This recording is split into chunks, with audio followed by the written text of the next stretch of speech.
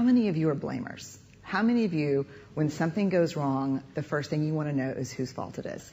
Hi, my name is Brené. I am a blamer. Let me just tell you this quick story. So this is a couple years ago when I first realized the magnitude to which I blame. I'm in my house. I have on white slacks and a pink sweater set, and I'm drinking a cup of coffee in my kitchen. It's a full cup of coffee. I drop it on the tile floor. It goes into a million pieces, splashes up all over me. And the first, a millisecond after it hit the floor, right out of my mouth is this: "Damn you, Steve." Who is my husband? Because let me tell you how fast this works for me.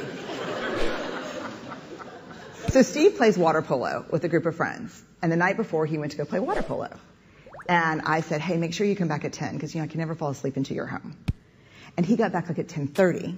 And so I went to bed a little bit later than I thought. Ergo, my second cup of coffee that I probably would not be having had he come home when we discussed. Therefore, and so the rest of that story is I'm cleaning up the kitchen. Steve calls, caller ID. I'm like, hey. He's like, hey, what's going on, babe? What's going on? So I'll tell you exactly what's going on.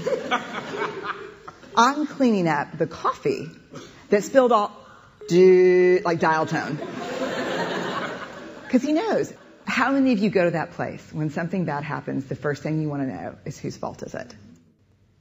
I'd rather it be my fault than no one's fault. Because why? Why? Because it gives us some semblance of control. But here, if you enjoy blaming, this is where you should stick your fingers in your ear and do the na thing, because I'm getting ready to ruin it for you. Because here's what we know from the research. Blame is simply the discharging of discomfort and pain. It has an inverse relationship with accountability.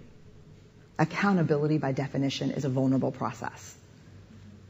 It means me calling you and saying, hey, my feelings were really hurt about this, and talking. It's not blaming. Blaming is simply a way that we discharge anger. People who blame a lot seldom have the tenacity and grit to actually hold people accountable, because we expend all of our energy raging for 15 seconds and figuring out whose fault something is. And blaming is very corrosive in relationships, and it's one of the reasons we miss our opportunities for empathy. Because when something happens and we're hearing a story, we're not really listening.